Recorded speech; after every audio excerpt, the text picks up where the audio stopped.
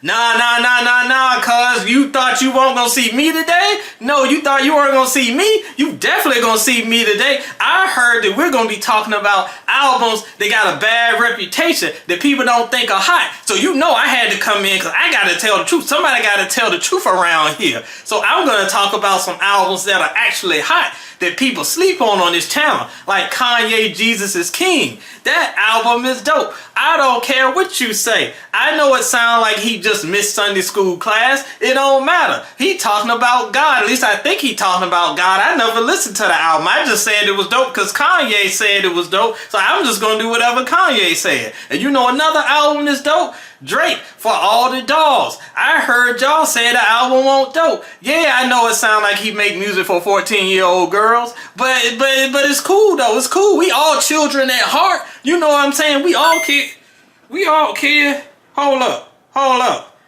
No, son. I know we talking about R&B today, but Drake, he make R&B.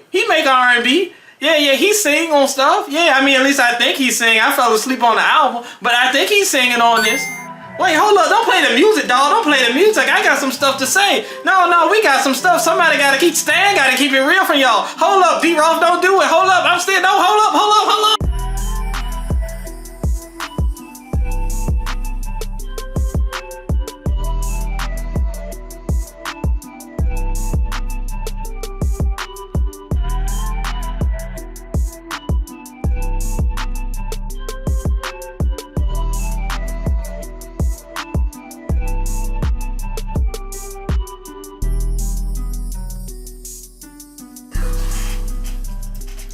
Ugh.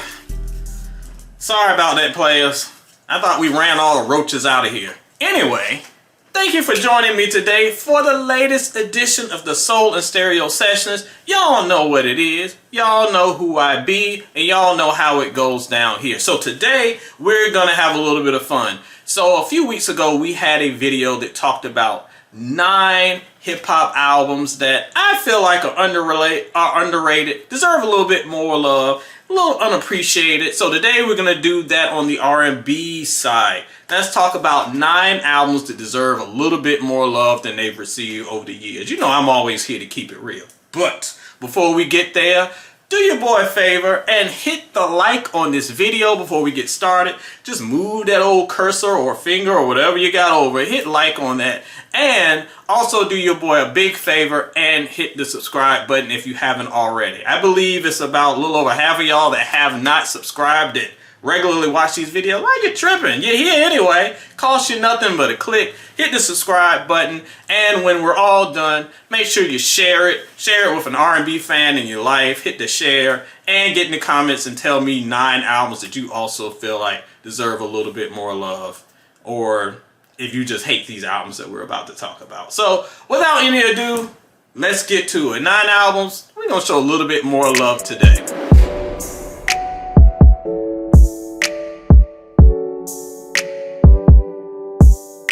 Alright, the first album on our list, some of y'all can get mad because I even call this an R&B album, but hey, this is my list. The Weeknd, Kissland. So, The Weeknd today kind of give me the bubble guts a little bit, and here's why. Because basically anything this dude does, he can sneeze on a track and people are losing their minds like it's the greatest thing that was ever graded. And I'm not the biggest fan of his 80s cosplay stuff, especially since he's been doing it for like 5 albums straight with no break and nothing new to the formula. But Kissland was his first official debut album, came after that trilogy of mixtapes that really set the standard for his sound, for better or worse. And this album is kind of a bridge between that early, dark, creepy stuff and the more poppy stuff that he would be known for today. This is a bridge album, and because of that, I feel like his new fan base who loves After Hours for God knows what reason, that album is the most okay album I've ever heard to get so much hype. Anyway, those fans really don't know Kissland era Weeknd, and a lot of, especially R&B fans of that era, they weren't really rocking with that sound anyway because it was just too divergent from what we knew R&B was at the time. Me, I appreciate it. I thought it was a different lane And what we were hearing is definitely alt R&B. It definitely has its own sound, but there are lots of songs like The Town that are, weird and creepy, but in this good atmospheric way. I like the production, and even though his vocals can be hit or miss sometimes, I think it works within the setting. It's a really solid album to me that I feel like needs a little bit more love, especially for his evolution. And listen, I rock it way more than some of those newer albums. Y'all can keep the Dawn FMs. I got Kissland.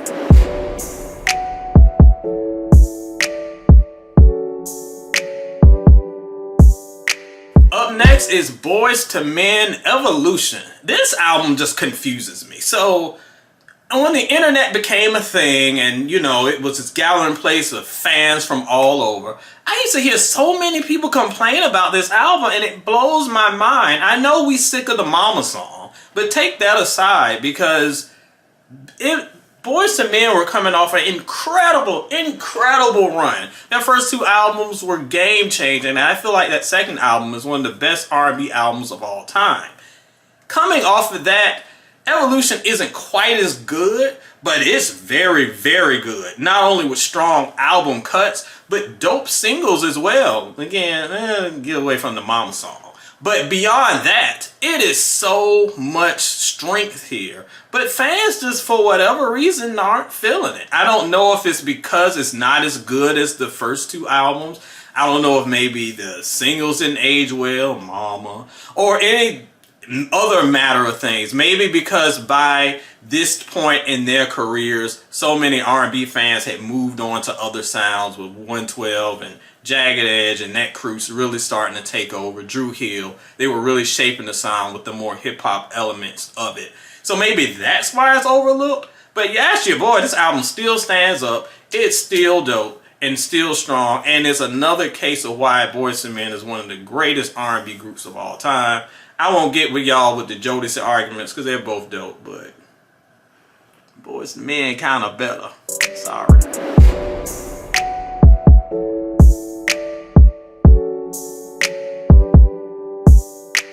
Alright, and we just mentioned them earlier, but now we're at the third entry on the list, and that is Jagged Edge J.E. Heartbreak 2.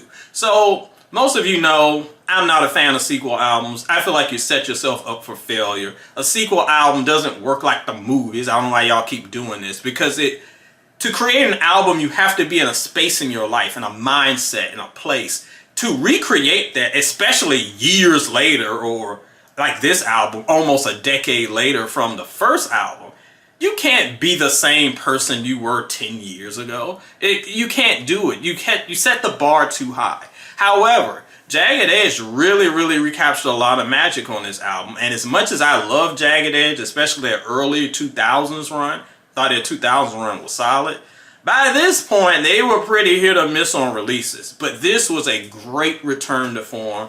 It absolutely felt like something from their golden era. Not quite as good, but something that came from that era.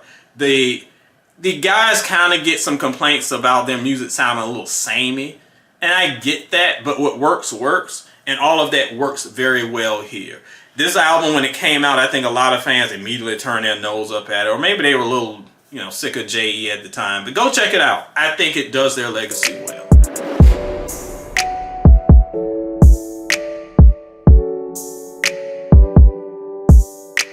Next up, and I don't want to hear any complaining until I finish this list, Alicia Keys' Element of Freedom. This one, some of these albums on this list, like Boyz II Men, I don't understand why people have an issue with it. I definitely understand why people have an issue with this album, and to be fair, it's kind of unfair.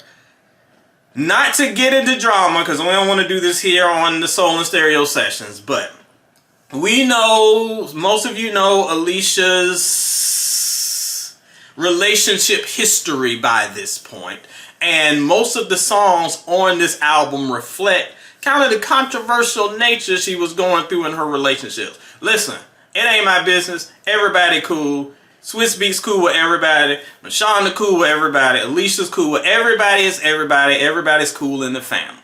What happened in 2009 or whatever, it does not reflect 2023. Everybody's happy. But because this album came right when a lot of her relationship business was getting aired out, and somebody sleeping with somebody and somebody cheating on somebody, and ooh, she making songs about it. I think that soured the reception to this album. Because if you take all of that away and just listen to the actual album, this is one of the best albums of Alicia Keys' career. And it's funny that although I am one of the main people that gives her a lot of grief about her current art, this is the Alicia Keys I want to hear. And it's a little bit of a evolution from the original sound, because she is kind of... The previous album was a little too poppy. This was a return more to soulful stuff, but it had a lot of poppy elements in it. And of course, the Prince influence is strong. And she had something to say. Like this album is about grasping freedom.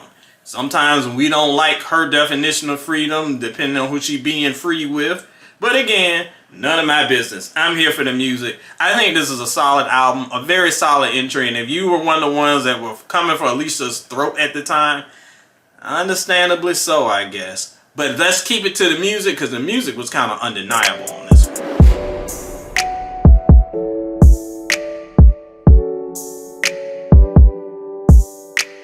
Next up is Keshia Cole, Woman to Woman. This is another artist, like many on the list, who was revered at one point and then started having some missteps. So by the time they rebound in the eyes of the fans, a lot of fans were just like, she ain't good no more. Well, Keshia has had her ups and downs throughout her career. I thought the previous albums were kind of hit and miss, but this was the one that returned to form. Keshia's first two albums are two of the best albums of the 2000s. I will argue that all day. But this album, after a couple of albums where she was kind of all over the place, I guess she was in reality show land and she was just missing it. This is the album that brought her back to form. And it's not a repeat of the sounds of the two previous albums. It sounds very modern. And because it came out in the early 2010s, at a time where R&B was going through its rough patches, I really embraced it, because I was like, yes, this is a solid album and the sound we need more of. I love this album, and it has some great album cuts. Hey Sexy? Why was Hey Sexy not a single? Somebody get that together. Great album. And if we get more from Keshia, I know that she's retired, and then she says she's not retired and she's going to do something, blah, blah. Use this for the blueprint, Keshia. Let Woman to Woman be the album that kind of you're going to build upon, because I would love to do that. Don't make it a sequel album. I don't like sequel albums. But use what you did in that for this new project. If we ever get it, I'll be your best friend.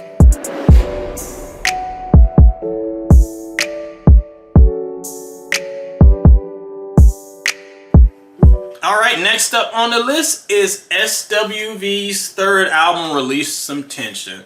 Talk about tension. This album is one that has a notorious reputation for reasons, and I know many of y'all like, why you put this album up here? SWV don't even like this album. I know they don't, but I like this album. So SWV had two really strong albums, and on album 3, again, as hip-hop began to infiltrate R&B even more strongly than their 1992 debut, the label was like, we're going to put every available rapper on every single song on this album. So it's very weird to hear an SWV project and it's like somebody rapping on every song. I mean, from Lil C's to E4, it's just everybody's on this album. So it is a little jarring, but beyond that, I thought this album was really good. A lot of the features work. Redman is dope. I like the Lil C song. We know that the Missy joint is fire. The Foxy Brown sample, I'm the best, and that's the B with capital. I love these. A lot of those features are very random, especially for the time, but they work. And SWV is doing SWV stuff. Like, they're doing what they do. The biggest crowning achievement, of course, here is Rain, which is one of their best songs ever, and it's no surprise it's like one of the few that has no features on it, so they're just doing their thing. So I can understand why they would embrace it, and I can understand being put in a position where the label is putting all these people on your songs that you may not even want. But props to them for making a lot of those features work. Not all of them work, but many of them do. That's to SWV's credit. So their frustration, I understand. If you go to YouTube and look up the video for Losing My Cool, and they got poor SWV in there dressed like vampire ladies, and Coco looks like she does not want to be anywhere on that set, let alone planet. She wants to be out of here. You can tell they were just done at this point. And this is why it was their final album for many, many years. And so they had that great comeback about 10 years later. Regardless, this album to me always holds a special place, and it's got joints on it. Sorry, y'all. I think it's alright.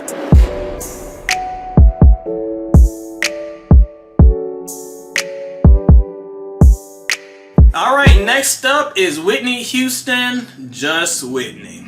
Man, another y'all just forgot this album was even a thing. But yep, it absolutely was a thing. And it's not bad at all. A few years ago when I ranked her discography on soulandstereo.com, I checked this album out. It came out like maybe 02, that J Records era. And a lot of those albums at that time, if you weren't Alicia Keys, they just kind of came and went. And even Whitney, as incredible, legendary as she is, this album came and went. So I went back and listened to it, and I was surprised at how good it was. Removed from that era, it's actually a pretty good album. This was before Whitney started having voice problems and she started losing a lot of her power so she could still sing. Great songs. One of Those Days is a very fun, empowering song. So she really does her thing on it. Whitney is, as much as she's beloved and celebrated as probably the best female vocalist, at least of my lifetime, her albums, besides a couple, aren't really celebrated as much. We like her for her vocals, but we don't really talk about her albums per se. Maybe the debut, maybe My Love Is Your Love, maybe With My Baby Tonight, but you don't hear too many about the albums. And most of them are decent. I don't think they're as terrible as some say. But this album for sure is one that people sleep on. And because it came out in that era of 2002, when she was more known for drama than anything and she was getting overshadowed by younger artists, I think a lot of y'all missed it. But go back and check it today. I think it's a pretty decent album that holds up her legacy well.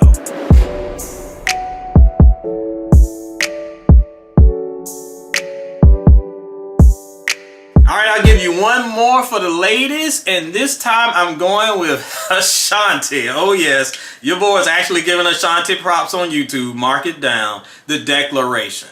So, many players know, if they follow soulandstereo.com, my thoughts on poor Ashanti. And look, I will say that I was an Ashanti fan in 2002, in the early 2000s when she came out. You can ask my wife, who wasn't my wife then, but she was not rocking with Ashanti, and she was like, why do you like this girl so much? When I'm like, oh baby, and she was riding all on the elephant. I love that song. So I was a fan of early Ashanti for what she was. But then in recent years, all of a sudden, there's like a generation that acts like Ashanti is like they're Whitney Houston, like they're Janet Jackson, like, oh, she's so great, like they're Mariah.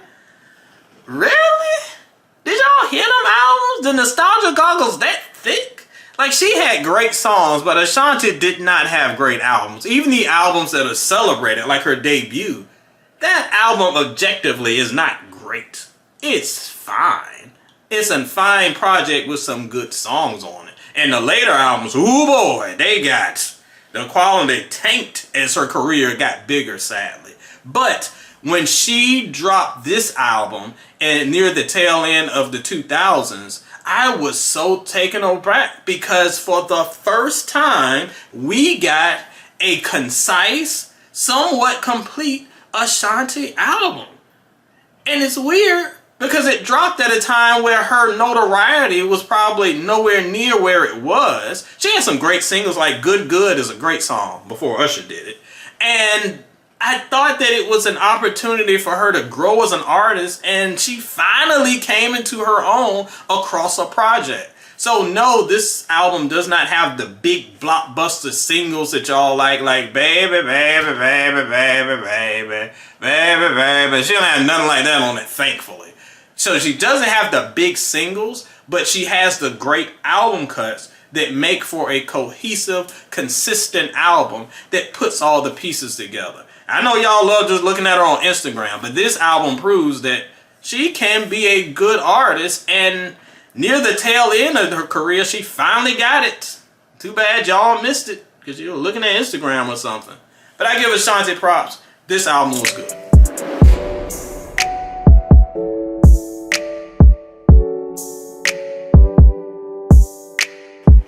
And finally, we're going to wrap up with one more from the legend himself, Michael Jackson, Invincible. So some of you will probably feel like this entry, some will be like, oh, everybody loves this album. And some of y'all will be like, this album was trash. What are you talking about? I'll admit I was not a fan of this album when it was released in 2001. And to this day, I still don't like Rock My World.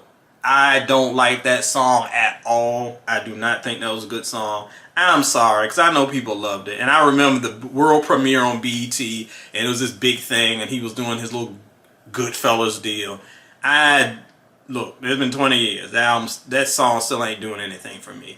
But the album itself has grown on me considerably. And not even since we lost Michael, because of course when we lose someone, we have the kind of a softer heart. Even before we lost him, I was listening to this album maybe mid-2000s or so.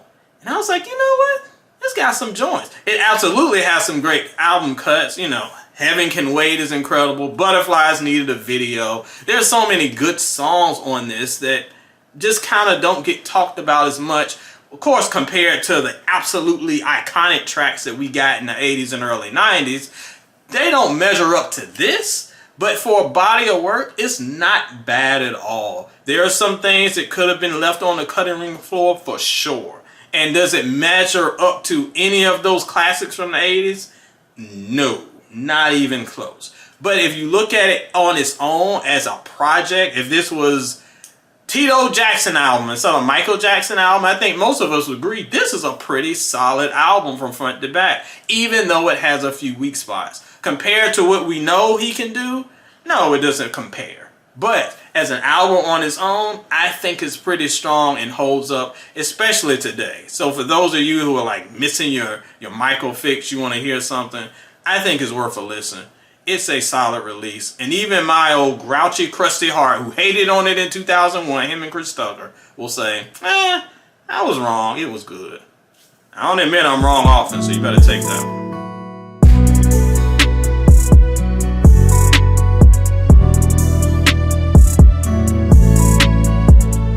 Alright y'all, 9 R&B albums that are a little bit better than you probably thought. But now it's your turn. Let me know what you think. Were those 9 albums dope to you? Or am I just talking ridiculous and you think the albums are trash? If you're an SWV fan that's like, how dare you like an album they didn't like? You can yell at me in the comments. I probably won't respond, but maybe I will. But let me know what you think in the comments, and then share your thoughts for your own albums that deserve some more love. Maybe I'll do a part 2 if we get enough response. This edition of the Soul and Stereo Sessions is a wrap. I'm going to go listen to maybe some Alicia Keys, or they're going to get me canceled. I guess we'll see. Play on, players.